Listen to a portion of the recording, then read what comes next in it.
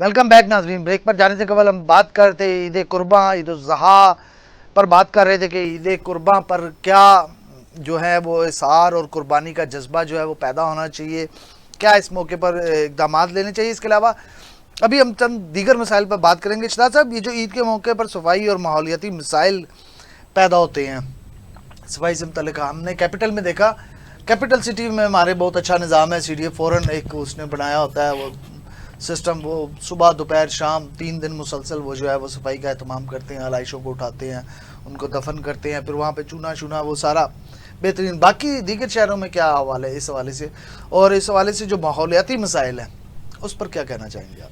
देखिए, इस्लामाबाद में तो जैसे आपने जिक्र किया, यहाँ पर गुज़िश्ता दिन भी ज़िले इंतज़ामिया की जानिब से और CDA के आला हुकाम की जानिब से भी आलाइशों को ठिकाने लगाने के लिए जो है वो एक बैग वगैरह दिए हैं और आगाही मुहिम भी चलाई है, ताकि लोगों को जो है वो आलाइशें हैं वो सड़कों पर ना फेंकें या बाहर ना फेंकें, ताकि उससे माहौलियाती आलूदगी में फ़र्क ना आए, बीमारियाँ ना फैलें।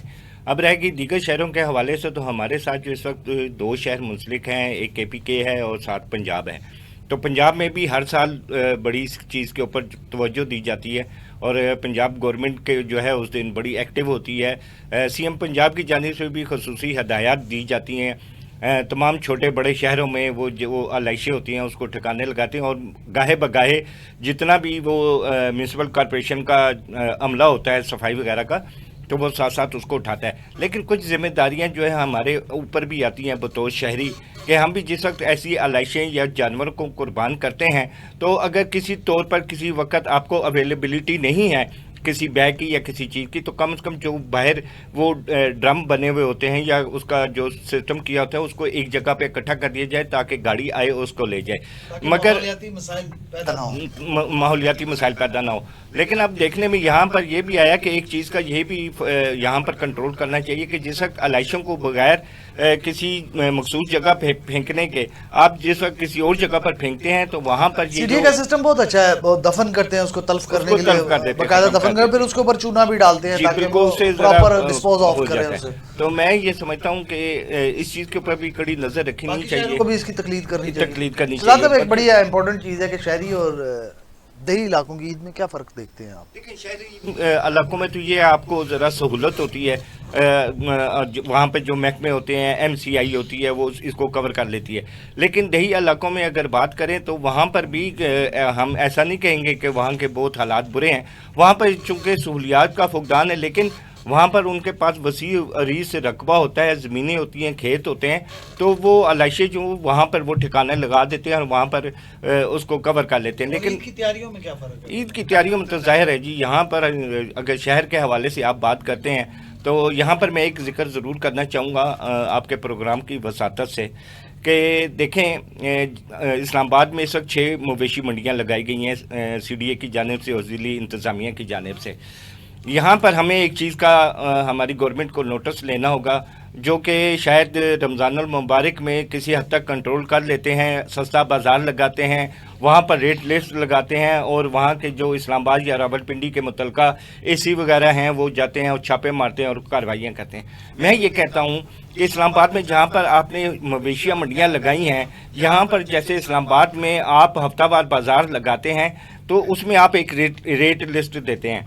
मेरी ये एक तजवीज़ थी आपके प्रोग्राम के वसातत से कि हुकूमत पाकिस्तान भी एक ऐसा इकदाम करे कि जहाँ जैसे ये मवेशी मंडियाँ लगी हैं वहाँ पे जानवरों की रंग और नस्ल के लिहाज से उसी हिसाब से एक वज़न के हिसाब से रेट मुकर्रर कर दे। देखें, उससे ये फ़ायदा होगा कि एक आम आदमी जिसकी इस वक्त जेब में 25,000 30,000 रुपये है या 35,000 तक भी अगर उसके पास है, उसकी कुर्बानी की ख्वाहिश है, लेकिन वो इतना महंगा जानवर जो 50 लाख का, उसका भी एक हल है। अब तो ऑनलाइन और इज्तिमाई कुर्बानी का रुझान भी बढ़ता जा रहा है। लेकिन आप उसको किस नज़र से देखते हैं? ऑनलाइन और इज्तिमाई कुर्बानी तो आपको सस्ती पड़ जाती है, लेकिन अगर गवर्नमेंट उसके भी रेटों को कंट्रोल करे तो मेरा ख्याल में उसमें भी कमी आ सकती है। किस नज़र से देखते हैं आप ऑनलाइन और इज्तिमाई कुर्बानी? ऑनलाइन ठीक है, बेहतर है। उसमें ये है कि अगर आपको چیز بھی سامنے آپ کے نظر آ جاتی ہے، اس کا حساب بھی. لیکن کاشف صاحب مسئلہ پھر وہی آ جاتا ہے کہ جب تک آپ ویٹ کے حساب سے، اس کے وزن کے حساب سے، میری ایک تجویز ہے کہ لیکن وہ بیوپاریوں کا بھی یہی کہنا ہوتا ہے کہ ہمیں مال مہنگا ملا، سارا سال مال مہنگا ہے، چارہ مہنگا ہے، کھانا پینا مہنگا ہے، اس کی رکھوالی مہنگی ہے. لیکن وہ آپ کو لگتا ہے کہ مہنگائی نے بھی قربانی کے رجحان پر فرق ڈالا ہے ضرور، لیکن وہ اتنا بھی کاشف صاحب نہیں ڈالا جتنا بیوپاری پیسہ مانگتا ہے. وہ اگر جانور اگر 1 لاکھ کا ہے تو وہ 2.5 لاکھ 3 لاکھ تک کا وہ مائنڈ بنا کے آیا ہوا ہوتا ہے. ٹھیک ہے، اس کا بھی ایک روزگار ہے، اس کا بھی نظام چلنا چاہیے، لیکن ایسا نہیں ہے کہ آپ لوگوں کی مجبوریوں سے فائدہ اٹھانا شروع کر دیں. آپ یہ دیکھیں کہ یہاں پہ ہمارے ہاں ایک لائٹر نوٹ میں میرا سوال ہے، عید قربان پہ کیا مشاغل ہوتے ہیں آپ کے؟ میرے کوئی مشاغل نہیں جی، بس قربانی کرتے ہیں، نماز پڑھتے ہیں اور گوشت وغیرہ. قربانی کرتے ہیں پھر نماز پڑھتے نہیں، نماز کے بعد ہی ظاہر ہے قربانی ہوتی ہے. اس کے علاوہ دیگر کیا؟ پہلے جو ہے وہ اپنے اور چیزوں کی بھی قربانی ہے، انسان سارا دن اسی معاملے میں رہتا ہے. تو بس اس کے بعد جی عید کے دن نہیں کوئی خاص مشغلہ نہیں ہے. بس یہ ہے کہ فیملیز میں چلے جاتے ہیں، بہن بھائیوں کے گھر چلے جاتے ہیں، اور وہاں پر خاص طور پہ ان کے گھر جانا زیادہ پسند کرتا ہوں جہاں پہ کوئی فیملی میں جہاں کسی نے قربانی نہیں کی ہوتی، جہاں پہ کسی نے. ہاں نہیں، میں کہ شاید آپ نے جہاں تکا پارٹی ہو وہاں پہ جانا زیادہ پسند. نہیں، وہ بھی چلے، ایک ہے تو ہے بندہ چلو خوشی. میں دوبارہ بھی آپ کی طرف آتا ہوں، میں کہا تھوڑا ماحول کو لائٹر موڈ میں بھی کریں. پروفیسر صاحب، ایک سوشل میڈیا پر قربانی کے جانوروں کی نمائش کا رجحان ہم نے دیکھا ہے کچھ چند سالوں. سوشل میڈیا کے اگر فوائد ہیں تو نقصانات بھی بے شمار ہم دیکھ رہے ہیں. اس کا منفی استعمال جو ہے نقصانات کو بڑھتا جا رہا ہے نقصان اس کا. یہ قربانی کے موقع پہ بھی ہم نے دیکھا کہ بڑی نمود و نمائش کی جاتی ہے. اور ایک میں نے پہلے بھی یہ بات کی، ایک اگر ایسا شخص ہے، چلے میں اپنی مثال لے لیتا ہوں، اگر میں قربانی نہیں کر پا رہا، میرے اتنے وسائل نہیں ہیں، میری اتنی آمدن نہیں ہے، یا میرے پاس اتنی بچت نہیں ہے کہ میں قربانی، یا میرے پہ قربانی شاید لاگو نہیں ہوتی، میرے پاس اتنے ایسٹس نہیں ہیں، تو میرے بچے کمپلیکس کا شکار کیوں ہوں سوشل میڈیا پہ؟ اگر میں آپ کی چلے ایگزامپل دے تو آپ نمائش کرتے ہیں، تو میرے بچے آپ کا سوشل میڈیا دیکھ کر کیوں وہ کمپلیکس کا شکار ہوں؟ بہت خوبصورت سوال ہے راج صاحب. سب سے پہلے تو بات یہ ہے کہ قربانی کو دیکھا جائے کہ یہ اس کی اصل کیا ہے، اس کی حقیقت کیا ہے. تو اگر حقیقت کو نچوڑے نا تو اس میں سے عبادت نکلتی ہے، اور عبادت جو ہے وہ سادگی مانگتی ہے. کو روکنے کے اقدامات کے حوالے سے بھی آپ نے بالکل.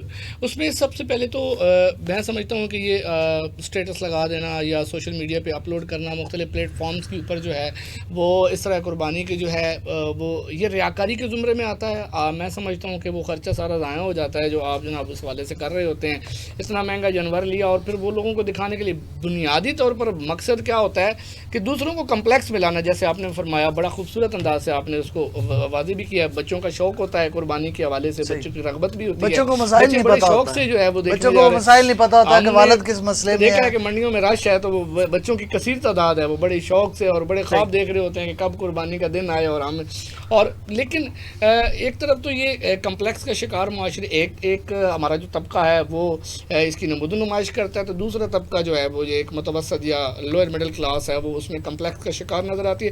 تو معاشرتی تقسیم ہمارے سامنے آ جاتی ہے اور جو ایک معاشرتی المیہ بھی بن کر ہمارے سامنے آتی ہے. اس کی جو روک تھام ہے، میں سمجھتا ہوں کہ سب سے پہلا جو رول ہے وہ علماء اور خطباء کا ہے کہ وہ اپنے خطبوں میں، چاہے جمعہ کی نماز ہے یا اس میں عوامی اجتماعات میں ہیں، تو علماء اور خطباء اس حوالے سے ترغیب ضرور دیں. دیکھیں کہ سال بعد عید آتی ہے، یہ قربانی کی عید سال بعد ہے، پورا سال ہمارے پاس ان کو بھی تربیت کے حوالے سے ملتا ہے. تو میں سمجھتا ہوں صرف قربانی ہی نہیں، آپ دوسرے معاملات میں بھی دیکھیں تو ہم بہت سے دینی معاملات میں اب ریاکاری کا شکار ہو چکے ہیں. تو ان حوالے سے کم از کم اس کو روکنا چاہیے. دوسرا جو فرض ہے وہ اساتذہ کا ہے، وہ اپنی تربیت میں نے اپنی آج کی کلاس میں بھی یقین جانیے قربانی کے حوالے سے باقاعدہ ایک لیکچر دیا.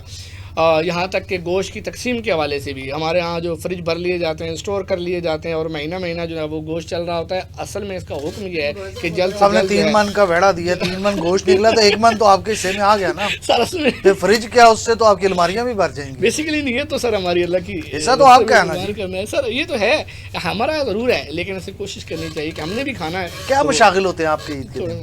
جی سر، آپ کے کیا مشاغل ہوتے ہیں؟ مشاغل سر یہی ہیں کہ میں تو شوق سے جاتا ہوں، گاؤں جاتا ہوں اور گاؤں جا کر سب عزیز و اقارب کے ساتھ عید کرنے کو میں فوقیت دیتا ہوں، ترجیح دیتا ہوں اور بڑا مزہ آتا ہے. جی ابھی آپ نے بڑا خوبصورت سا سوال کیا تھا شہروں اور دیہاتوں کے حوالے سے. خود سنت ابراہیمی ادا کرتے ہیں، جانور خود ذبح کرتے ہیں. بالکل ایسا ہی ہے، بالکل خود ذبح بھی کر لیا جاتا ہے. والد صاحب نے کئی دفعہ جو ہے وہ ذبح کیا، اور اس حوالے سے جو ہے پھر وہ ایک ہماری سوسائٹی بنی ہوئی ہے، اور سوسائٹی کے حوالے سے ہماری پورے گاؤں کی پترار ویلفیئر سوسائٹی ہے، اور اس میں باقاعدہ ریٹس طے کیے ہوتے ہیں، اور باقاعدہ ایک منظم انداز میں جو ہے وہ جو قصاب ہیں وہ ایک مقرر طے کردہ. شہزاد صاحب آپ قربانی خود کرتے ہیں؟ جی میں خود کرتا ہوں. تو کھال ویسے ہی اتارتے ہیں جیسے حکومت عوام کی اتارتی ہے؟ نہیں اس طرح نہیں اتارتا میں، ذرا بڑے طریقے سے کھال اتارتا ہوں.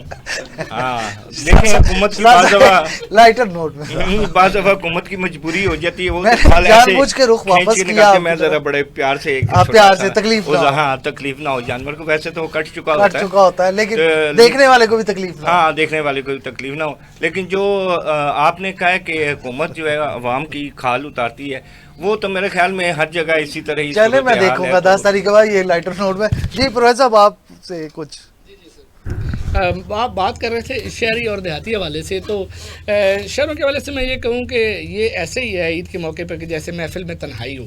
ٹھیک ہے نا، عموماً ہم دور دراز کے سفر کر کے شہروں میں اپنے اور بچوں کے مستقبل کے لیے سب قربانیاں ہی دے رہے ہوتے ہیں اپنے عزیز و اقارب سے دور بیٹھ کر.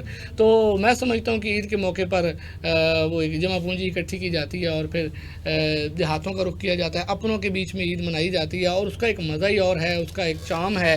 سب کا مل بیٹھنا، بہت ساری رنجشیں دیکھنے میں آتا ہے ماضی میں، کہ بہت ساری رنجشوں کو بلایا جاتا ہے. تو عید کے موقعوں پہ وہ ایک دعا خیر کا کلچر ہوتا ہے کہ جناب راضی ہو گئے ہیں، 2 دھڑے راضی کیے ہیں، دعا خیر ہوئی ہے، جناب وہ راضی ہوئے ہیں تو عید کے موقع پہ ہوئے ہیں، منگنیاں ہوئی ہیں عید کے موقع پہ ہوئے ہیں، نکاح ہوئے ہیں عید کے موقع پہ ہوئے ہیں، لوگ اکٹھے ہوئے ہیں، آپس میں جڑے ہیں. تو یہ جڑنے کا رواج ہے. تو میں سمجھتا ہوں دیہاتوں کی ایک روایتی خالص روایتی انداز ہے، اور وہ جو بڑے مزے کا ہے، ہمارے کلچر کی بھی، ہمارے ثقافت کا بھی ایک حصہ بنتا ہے. شہروں میں یہ ہے کہ ایک چیز جس کو میں ضرور کہوں گا آپ کے پروگرام کی وساطت سے، کہ شہروں میں چونکہ سر نے بھی فرمایا چیک اینڈ بیلنس پھر بھی کسی حد تک ہوتا ہے. ریٹس کے حوالے سے کمیٹیاں بنی ہوتی ہیں، چھاپے پڑ رہے ہوتے ہیں، اور اس حوالے سے دیکھا جاتا ہے. لیکن دیہاتوں میں جیسے یہ موقع آتا ہے، تو آج کے دور میں دیہاتوں میں جو ہے وہ ریٹس کی منمانی ضرور کی جاتی ہے. کنٹرول نہیں ہوتا، چیک اینڈ بیلنس نہیں آتا، کمیٹیاں ٹائم سے نہیں پہنچتی. آپ پیاز ٹماٹر آلو سے لے کر آپ دیکھتے ہیں کہ جناب جو ریٹس ہیں ہر لیول پر جو ہے وہ ریٹس بڑھ جایا کرتے ہیں. ہمارے ہاں المیہ یہ ہے، پتہ نہیں ہمارا معاشرتی المیہ ہے یا منافع خوری کو بیک سپورٹ دی جاتی ہے، کہ جو ہمارے اچھے تہوار، دینی تہوار، مذہبی تہوار اور مقدس تہوار آتے ہیں ان میں جو ہے وہ ریٹس. رمضان شریف ہمارے ساتھ گزرتا ہے، ہم دیکھتے ہیں کہ رمضان میں مشکل ہو جاتا ہے سحری سے افطاری تک کے جو معاملات جو ایک عام روزہ دار ہے اس کے لیے. اور پھر اسی طرح جیسے ہی ذی الحج آتا ہے، تو یہ ابھی کل شام کا واقعہ پنڈی اسلام آباد میں، آپ سمجھتے ہیں، آپ جانتے ہیں کہ جیسے پانی کا ایک فقدان ہے، یہاں پہ پانی کی قلت ہے، تو یہاں پہ بوزر اور پانی والے ٹینکرز ہیں. تو یقین جانیے کہ گھوم گھما کے بھی ایک عام شہری کو جو ٹینکر آج کی ڈیٹ میں مل رہا ہے وہ 4000 سے 4500 کا مل رہا ہے، حالانکہ یہ 1800 اور 2000 کا ہے. تو منافع خوری میں سمجھتا ہوں کہ ایک برا پہلو ہے ہمارے معاشرے کا. صحیح ہو گیا. میں دوبارہ بھی آپ کی طرف آؤں گا ایک فائنل کویسچن کے لیے. پروفیسر اعجاز صاحب، یہ جو عید قرباں ہیں، عید قرباں عید الاضحیٰ پر کا کون سا ایسا پہلو ہے جو آپ کو سب سے اچھا لگتا ہے؟ رحیم کاشف صاحب، سب سے عظیم الشان پہلو یہی ہے کہ جب حج ادا ہوتا ہے اس کے بعد یہ رکن اعظم ہے اور وہاں قربانی کی جاتی ہے. قربانی جو سب سے جو امپورٹنٹ پہلو ہے اس کا ہمارے زندگی میں یہ سمجھتا ہوں کہ نکھار پیدا کرتی ہے، کیونکہ قربانی ایک ایسا عظیم الشان پہلو ہے کہ جو ہمیں یہ سکھاتی ہے کہ زندگی آپ نے گزارنی کیسی ہے. ہم کوئی بیابان جنگل میں تو رہ نہیں رہے، ہم تو انسانوں کے معاشرے میں رہ رہے ہیں، اور جب انسانی معاشروں میں ہم لوگ یہاں پہ زندگی گزار رہے ہیں تو اٹ مینس کہ پھر ہمیں انسانوں کا انٹریکشن ہوتا ہے. پھر یہ ضروری نہیں ہے کہ آپ اکیلے زندگی گزار رہے ہیں، اب جب آپ سب کے ساتھ ہوتے ہیں نا پھر بہت سی آپ کو وہاں پہ سیکریفائسز وہاں پہ کرنی پڑتی ہیں.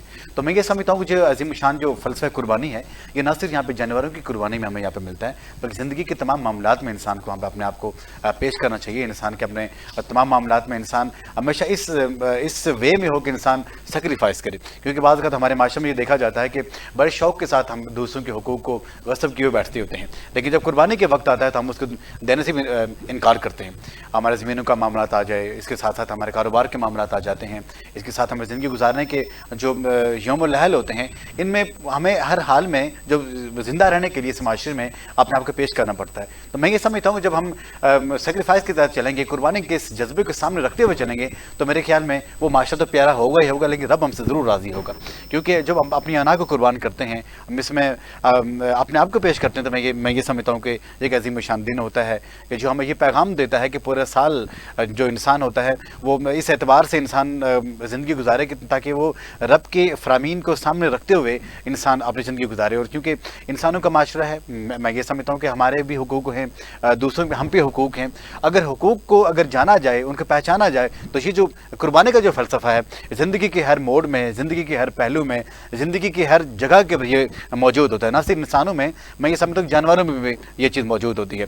اگر انسانوں کو دیکھے کہ یہ نہیں سیکھتے، جو پورا سال میں یہ سمجھتا ہوں کہ اس انتظار میں ہوتا ہے کہ بھائی ہم نے قربانی کرنی ہے، تو پھر میرے خیال میں وہ اس کے باوجود اگر یہ والا فلسفہ اگر اس قربانی کے اگر انسان کے اندر نہیں آتا، ایک مسلمان کو نہیں آتا، پھر کاہے کا مسلمان اور پھر کس چیز کا اسلام. میں یہ سمجھتا ہوں کہ اسلام ہمیں بار بار یہ بتا رہا ہے کہ جب آپ اپنے آپ کو اگر اللہ تعالیٰ کے سامنے پیش کرتے ہیں، اٹ مینس کہ وہ قربانی ہی ہوتی ہے. میں یہ سمجھتا ہوں کہ جو تقوی کے تحت جو انسان جو اپنی زندگی گزارتا ہے تو رب کریم اس کو اس دنیا میں سرخریاں عطا فرماتا ہے، بلندیاں عطا فرماتا ہے. آج کے اس معاشرے میں آپ نے دیکھا کہ جس طرح ابھی بھی یہاں پہ بات چیت ہو رہی تھی کہ چھوٹے بچوں کی خواہش ہوتی ہے کہ بھئی ہر گھر میں کہ بھئی ہم بھی قربانی کی طرف جائیں. اور لیکن مطلب المیہ یہ ہے، ظلم کی انتہا یہ ہے کہ وہ والدین قربانی کرنا بھی چاہ رہے ہوتے ہیں، لیکن اس کے باوجود جو جس طرح ہم نے کہا کہ جو من مانے ریٹس اس حد تک یہاں پہ بلند و بالا کر دیے جاتے ہیں کہ ان کی پانچ دور ہو کے رہ جاتے ہیں. لیکن بچوں کو بہلانے کے لیے یہ ضروری ہے کہ ان کو ترغیب یہ ضرور دی جائے. باقی جو لوگ ہمیں یہ دیکھ رہے ہیں ان کے لیے میں ضرور یہ پیغام دینا چاہوں گا کہ قربانی کی جاتی ہے، نمازیں ادا کی جاتی ہیں، روزے رکھے جاتے ہیں، یہ محض رب کریم کی خوشنودی حاصل کرنے کے لیے رکھے جاتے ہیں، نہ کہ عوام الناس میں پھیلانے کے لیے، سوشل میڈیا کی زینت کرنے کے لیے. تو میرے خیال میں جو ایک اچھی تربیت تبھی ہوتی ہے ایک معاشرے کی، جو اس معاشرے میں جو رہنے والے جو لوگ ہوتے ہیں وہ اپنی ذمہ داری کو محسوس کریں. جب آپ اپنی ذمہ داری محسوس ہی نہیں کریں گے تو میرے خیال میں کوئی اور نہیں آئے گا. چاہے اسلام جو 1400 سال پہلے آیا تھا، وہ پوری کی پوری کتابیں، پوری کی پورا قرآن مجید اگر گھول کے اس انسان کی زندگی میں انسان کو پلا بھی دیا جائے تو پھر بھی وہ اچھی طرح سے انسان نہیں بن پاتا. تو یہ جو نمود نمائش ہے یہ دوسرے کو جہاں تک جو ہم دکھانے کی کوشش کرتے ہیں کہ بھائی اس حد تک ہم انٹلیکچوئل ہیں، اس حد تک ہم پارسا ہیں اور ہم یہ اس حد تک یہ ہمارا اسٹیٹسکوپک نظام ہے، تو میرے خیال میں وہاں پہ بہت سے لوگوں کو دل آزاری بھی ہوتی ہے. تو میرے خیال میں وہ چاہے کہ آپ کو عبادت کا ثواب ملے، آپ دوسروں کے لیے دوسروں کا دل دکھا کے آپ گناہ مول رہے ہوتے ہیں. صحیح. آپ کے عید پہ کیا مشاغل ہوتے ہیں؟ عید میں سب سے پہلے الحمدللہ صبح کے وقت ہم لوگ اٹھتے ہیں اور قبرستان میں جاتے ہیں. وہاں پہ جو ہمارے محروم ہیں ان کے لیے فاتح خوانی کا اہتمام کیا جاتا ہے. اور اس کے بعد جب ناشتہ کرنے کے بعد ہم عیدگاہوں کے رخ کرتے ہیں اور عیدگاہ سے جب واپس آتے ہیں تو جو عید الاضحیٰ ہوتی ہے، جو قربانی کے جانوروں کی قربانی کرتے ہیں الحمدللہ، اور خود اس میں شامل ہوتے ہیں اور گوشت کی کٹنگ میں، باقی معاملات میں، پھر اس کی تقسیم کاری میں، یہ کرتے کرتے عصر مغرب تک بھی ہماری ہو جاتی ہے. اور اسی میں کیونکہ ساتھ ساتھ ہمارے جو عزیز و اقارب ہوتے ہیں ان کا آنا جانا لگا رہتا ہے. ہم خود بھی جاتے ہیں، دوستوں کو گوشت پیش کرتے ہیں، وہ ان کی طرف سے ہمیں آ رہا ہوتا ہے. اور جو ایوننگ جو ٹائم ہوتا ہے آپ سوچ رہے ہیں کہ ہم تھک ہار کے بیٹھ جاتے ہیں، ایسا نہیں ہوتا. بلکہ جو دن کا جو ہمارا جو گوشت ہوتا ہے اس کو جب ہم شام کا متکا پارٹی ہوتی ہے، میں خود ہی الحمدللہ اچھی کوکنگ کر لیتا ہوں اور تمام دوست وہاں پہ آتے ہیں، بہن بھائی ساتھ ہوتے ہیں سارے، اور باقی اپنے کزن لوگ ہوتے ہیں. بہترین لمحات زندگی یقین کریں کاشف صاحب کی جو عید کے لمحات ہوتے ہیں اس کے لیے انسان پوری سال ترستا ہے. شاید ایسے جو لمحات ہوتے ہیں ہماری زندگی میں پورے سال نہیں آتے. جو دو جو مینس کے ایونٹس ہوتے ہیں، عید الاضحیٰ اور عید الفطر، ایسے عظیم الشان لمحات ہوتے ہیں کہ اپنے فیملی کے ساتھ، اپنوں کے ساتھ، اپنے والدین کے ساتھ، اپنے چاہنے والوں کے ساتھ جب انسان زندگی میں یہ لمحات گزارتا ہے تو یقین جانیے کہ پورے کے پورے سال کی تھکن دور ہو جاتی ہے، انسان ریفریش ہو جاتا ہے. پھر جو آنے والا دن ہوتا ہے، پڑھائی پورا سال ہوتا ہے، انسان اتنا چارج اپ ہوا ہوتا ہے انسان اس تک پہنچ جاتا ہے. ایک عظیم الشان لمحات ہوتے ہیں. صحیح. سر شہزاد صاحب، عید کے حوالے سے، خصوصاً عید الاضحیٰ کے حوالے سے کیا پیغام دینا چاہیں گے ہمارے ناظرین کے لیے؟ میں تو صرف اتنا کہوں گا کاشف صاحب کہ جس وقت کسی کے گھر سے باربیکیو کی خوشبو ساتھ آپ کے پڑوس میں جائے تو اس کے گھر میں بھی اتنا گوشت ہونا چاہیے کہ وہ اپنے دل میں یہ حسرت نہ رکھ کے بیٹھے کہ اگر میرے پاس بھی آج گوشت ہوتا تو میں بھی ایک باربیکیو کرتا. تو میرا خیال ہے کہ ہمیں اپنے ارد گرد کے پڑوسیوں کا، اپنے غریب دوست بھائی رشتہ داروں کا جو ہے اس موقع پر خیال کرنا چاہیے تاکہ ہماری خوشیوں میں وہ بھی شریک ہو سکیں اور ان کی کسی بھی طور پہ دل آزاری نہ ہو. صحیح ہو گیا. آپ کی طرف سے عید الاضحیٰ کے لیے ہمارے ناظرین کے لیے پیغام؟ کاشف صاحب، عید کا لغوی معنی جو ہے وہ خوشی ہے. تو میں سمجھتا ہوں کہ اس عید کے موقع پر خوشیاں بانٹیں، خوشیاں تقسیم کریں۔ آج کے اس پرآشوب دور میں بہت مشکل ہے کاروباری حضرات، ملازمت پیشہ افراد جو عرصے سے دور ہوتے ہیں اپنوں سے، اپنوں کے قریب رہیں۔ سوشل میڈیا سے میں سمجھتا ہوں کہ ان دنوں میں تھوڑا سا بے شک دور رہیں اور اپنوں کے ساتھ مل بیٹھیں، آئزولیشن کو ختم کریں، تنہائیوں کو ختم کریں، ٹھیک ہے، افراد میں تنہائیوں کو ختم کریں۔ ایک شعر ہے کہ ہر طرف ہر جگہ بے شمار آدمی، پھر بھی تنہائیوں کا شکار آدمی۔ تو ان تنہائیوں کو چھوڑیں، اپنوں میں بیٹھیں، دل کی کریں، کھول کے کریں، ناراضگیاں انہیں ختم کیا جائے۔ تو میں سمجھتا ہوں کہ ایک خوبصورت ماتحتوں کا خیال رکھیں، خاص طور پر اس عید کے موقع پر جو صاحب حیثیت لوگ ہیں جو اپنے ساتھ ملازم یا ماتحت رکھتے ہیں تو ان کا خیال رکھیں، ان کے لیے پرچیزنگ کریں، انہیں عید کے تو موقع پر خوبصورت تحائف دیں اللہ کی رضا کے لیے اور اسی خوشنودی کے لیے۔ صحیح ہو گیا۔ پروفیسر اعجاز صاحب، آپ کی طرف سے ہمارے ناظرین کے لیے عید کا کیا پیغام؟ ویسے میں بہت پیارا پروگرام ہے، میں ایک دفعہ پھر کہوں گا۔ اور دیکھیں کہ ہمارا کوئی بھی رشتہ ایسا نہیں ہوتا کہ جو ہمیشہ کا رشتہ ہمیشہ کے ساتھ رہنے کے لیے ہوتا ہے۔ اگر ہمارے والدین آج ہمارے ساتھ ہیں تو نہ ہم ان کے ساتھ ہمیشہ رہیں گے، نہ وہ ہمارے ساتھ ہمیشہ رہیں گے، اور اس طرح ان کے والدین ہمیشہ کسی کے ساتھ نہیں رہیں گے۔ تو یہ جو خوشیوں کے لمحات ہیں ان کو بھرپور جئیں، بہترین طریقے سے جئیں اور ساتھ جینے بھی دیں۔ اور میں یہ سمجھتا ہوں کہ اپنی رنجشیں، اپنے دکھ، اپنے تکالیف ایک سائڈ پہ رکھیں اور اپنوں کے ساتھ ہمیشہ چلیں۔ اور یہ ایسے عظیم شان لمحات ہیں کہ جب آپ جتنا دسترخوان کو کشادہ کریں گے تو رب کی رحمتیں آئیں گی۔ یہ کیونکہ یہ قربانی بھی ہے، اور میں یہ سمجھتا ہوں کہ جب اپنوں کے ساتھ آپ بیٹھیں گے، ان کی رنجشیں دور کریں گے، خوشیوں کے ساتھ اگر آپ اپنے کو اپنے گھر میں انوائٹ کریں گے، بلائیں گے، تو میں یہ سمجھتا ہوں کہ اس سے بڑا کوئی اور جہاد یا اس سے بڑی کوئی اور قربانی کوئی ہو ہی نہیں سکتی۔ اور دوسری بات یہ ہے کہ اگر قربانی کے 3 حصے ہیں، ایک آپ کا اپنا ہے، ایک آپ کے رشتہ داروں کا ہے اور باقی لوگوں کا ہے، تو میرے خیال میں جو آپ کا اپنا حصہ ہے، اگر اس میں اتنا اگر آپ کے پاس اتنا حصہ بچتا ہے کہ آپ کے لیے کافی ہے، تو میرے خیال میں اس میں تھوڑا سا اپنے لیے رکھے، باقی وہ بھی آپ اپنوں میں تقسیم کریں۔ اس سے مزید آپ رب کریم کی آپ کو خوشنودی حاصل ہوگی، رب آپ کے اور قریب آئے گا، آپ لوگوں کے قریب آئیں گے، پھر یہ پورے کا پورا جو معاشرہ ہے یہ بڑا ہی رونقیلا معاشرہ بن جائے گا، خوشیوں والا معاشرہ بن جائے گا۔ یہی بات ہے کہ جو عیدیں ہوتی ہیں یہ ہمیں قریب کرنے کا ایک سامان پیدا کرتی ہیں، دوریاں ختم کرتی ہیں، اور پھر فاصلے ختم ہوتے ہیں، پھر انسان کے دل قریب آتی ہیں۔ صحیح ہے۔ میرے پاس پروگرام کا یہاں وقت ختم ہو گیا۔ جاتے جاتے صرف اتنا پیغام دینا چاہوں گا عید الاضحیٰ کے حوالے سے کہ عید الاضحیٰ جو ہے محض ایک تہوار نہیں ہے، بلکہ یہ خلوص، قربانی، اطاعت اور اثار کا عملی پیغام ہے۔ ہمیں چاہیے کہ ہم اس موقع پر نہ صرف اپنی روحانی تربیت پر توجہ دیں بلکہ معاشرے کے جو محروم طبقات ہیں ان کو بھی شامل کریں اپنی ان خوشیوں میں، تاکہ اس کی جو حقیقی روح ہے اس دن کی اس کو زندہ رکھا جا سکے۔ ہمیں اپنی خواہشات کی قربانی دینا ہوگی، ہمیں اپنے نفس کی قربانی دینا ہوگی، ہمیں اپنے جو ساتھ اپنے جو محلے میں رہنے والے لوگ ہیں، جو اپنے عزیز و اقارب ہیں، قرب و جوار ہیں، دوست احباب ہیں، ان کی مشکلات کو سہل کر کے اپنی سہولت کی قربانی دینی ہوگی۔ ہمیں اپنے ملک کے لیے اپنے جذبہ ابھارنا ہوگا تاکہ ہم قربانی کے جذبے کو مزید ابھار سکیں اور اس ملک کی تعمیر و ترقی میں اپنا حصہ ڈالیں، اپنے حصے کو نکال کر قربان کر کر اس ملک کی تعمیر اور ترقی میں اس میں حصہ ڈالیں۔ ہمیں اس چیز کی بھی قربانی دینی ہوگی۔ قربانی صرف جانور پر کے گلے پر چھری پھیرنے کا نام نہیں ہے، قربانی اثار، خلوص، محبت، یگانگت اور ایک دوسرے کے لیے اپنی خواہشات کو مارنے کا نام ہے۔ اس کے ساتھ ہی اپنے میزبان راجہ کاشف کو اجازت دیجیے۔ اللہ حافظ۔